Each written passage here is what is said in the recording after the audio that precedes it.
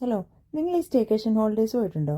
നമ്മളൊരു 3-4 ഫ്രണ്ട്സിൻ്റെയൊക്കെ കൂടെ നല്ല വലിയൊരു വില്ലയോ അല്ലെങ്കിൽ ഇതുപോലെ ഫാം ഹൗസോ അങ്ങനെയൊക്കെ എടുത്തിട്ട് ഒരു 2 ദിവസം താമസിക്കുന്ന ഒരു ഹോളിഡേ നല്ല രസമുള്ള പരിപാടിയല്ലേ? നമ്മുടെ റിയാലിറ്റിയിൽ നിന്നൊക്കെ മാറി ഒരു സ്വപ്നലോകത്ത് ജീവിക്കുന്ന പോലെയുള്ള ഒരു ഫീലിംഗ് ആണ്. സ്ഥലം എവിടെയെന്നൊക്കെ പറയാമേ, വീഡിയോ മുഴുവനായിട്ട് കാരണം ഒത്തിരി സർപ്രൈസസ് കാണാനായിട്ട് വെയിറ്റിംഗ് ഉണ്ട്.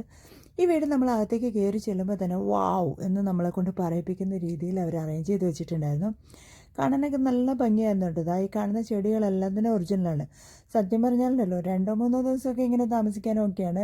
പക്ഷെ നമ്മൾ എല്ലാ ദിവസവും താമസിക്കുമ്പോഴുണ്ടോ ഇതിങ്ങനെ മെയിൻറ്റെയിൻ ചെയ്ത് പോകാൻ വലിയ ബുദ്ധിമുട്ടായിരിക്കും കേട്ടോ. പക്ഷേ 2-3 ദിവസം ഇതുപോലുള്ള മാസ്റ്റർ ബെഡ്റൂമിലൊക്കെ എൻജോയ് ചെയ്ത് നല്ല രാജകീയമായ രീതിയിൽ പുതിയൊരു മുറിയുടെ സുഗന്ധവും ഒരു അറ്റ്മോസ്ഫിയറൊക്കെ എൻജോയ് ചെയ്ത് ജീവിക്കാമെന്ന് പറഞ്ഞാൽ തന്നെ നല്ല രസമാണ്. ഇത് വീടിൻ്റെ അകത്ത് മാത്രമല്ല പുറത്തും ഒരുപാട് കാഴ്ചകളുണ്ട്. ഇത് കണ്ടോ, ഒരു കുട്ടി വീട് തന്നെയുണ്ട്. പണ്ടൊക്കെ നമ്മൾ കുഞ്ഞു വീടൊക്കെ വെച്ച് കളിക്കില്ലായിരുന്നു ചെറുതിലെ, അതൊക്കെ ഓർമ്മ വന്നുകൊണ്ട് ഇത് കണ്ടപ്പോൾ. കുട്ടികൾക്ക് കളിക്കാൻ ഇവിടെ നല്ല സ്വിങ്സും പിന്നെ കുറേ കളിക്കാനുള്ള എക്യുപ്മെൻറ്റ്സും ഉണ്ട്, ബോർഡ് ഗെയിംസ് ഉണ്ട്. പോരാത്ത കുറേ എല്ലാ റൂമിലും ടി വി ഉണ്ട്. അപ്പം പിന്നെ വേറെ ഒന്നും പറയണ്ടല്ലോ. കുട്ടിപ്പട്ടാളങ്ങളെ അവരുടേതായ വഴിക്ക് വിട്ടിട്ട് നമുക്ക് ഫ്രീ ആയിട്ട് എൻജോയ് ചെയ്യാൻ പറ്റുന്ന സമയമാണ്. ഏറ്റവും വലിയ ഹൈലൈറ്റ് എന്ന് പറയുന്നുണ്ടല്ലോ ഈ ഹോട്ട് ടബായിരുന്നു. ഞങ്ങൾ ഒരു തണുപ്പ് തുടങ്ങിയ സമയത്താണ് ഈ വില്ല എടുത്തത്. അപ്പോൾ പിന്നെ നമുക്ക് റേറ്റ് കുറവിൽ കിട്ടുകയും ചെയ്തു. കാരണം സമ്മറിലാണെങ്കിൽ നമ്മൾ ഡബിൾ റേറ്റ് കൊടുക്കുകയും വേണം.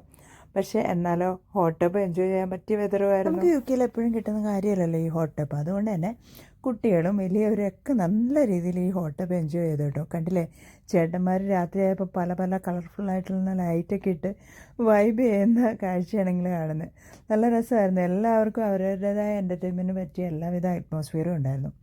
പിന്നെ ഒരു ഹൈലൈറ്റ് എന്ന് പറയുന്നത്, നമ്മളിങ്ങനെയൊക്കെ പോകുമ്പോൾ നമ്മുടെ തന്നെ വൈബിലുള്ള ഫ്രണ്ട്സിൻ്റെ കൂടെയാണ് പോകുന്നതെന്നുണ്ടെങ്കിൽ നമ്മൾ ചെയ്യുന്ന എല്ലാ കാര്യവും നമ്മൾ എൻജോയ് ചെയ്യും. ഞങ്ങളവിടെ കുക്കൊക്കെ ചെയ്ത് തന്നെയാണ് താമസിച്ചത്.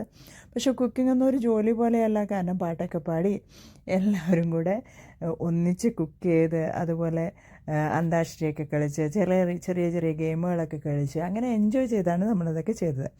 കുട്ടികൾക്ക് അവർ തന്നെ എൻ്റർടൈൻ ആവുന്നുണ്ട്, നമുക്ക് ഒത്തിരി ഫ്രീ ടൈം കിട്ടുകയും ചെയ്യും. ഇത് എവിടെയാണെന്നല്ലേ, ഞങ്ങളിപ്പോൾ ഇത് ഗ്രേറ്റ് യാമത്തിലാണ്. നമ്മുടെ വേവ് ലെങ്ത്തുള്ള ഫ്രണ്ട്സുമായിട്ട് ഇതുപോലുള്ള ഹോളിഡേയ്സൊക്കെ ഇടയ്ക്ക് പോകണം. കാരണം നമ്മുടെ ഈ ഒരു ബിസി ഷെഡ്യൂളിൽ ആ റിയാലിറ്റിയിൽ നിന്ന് 2 ദിവസം മാറി എന്നിട്ട് വന്നാൽ കിട്ടുന്ന റിഫ്രഷ്മെൻറ്റ് അതൊന്ന് വേറെ തന്നെയാണ്. ഇവിടെ പിന്നെ ശ്രുതിയും താളവും സ്റ്റെപ്പും നോക്കണ്ടല്ലോ, എല്ലാവരും പാട്ടുകാരും ഡാൻസേഴ്സുമാണ്. അപ്പോൾ പിന്നെ അങ്ങ് ആഘോഷിക്കുകയാണ്.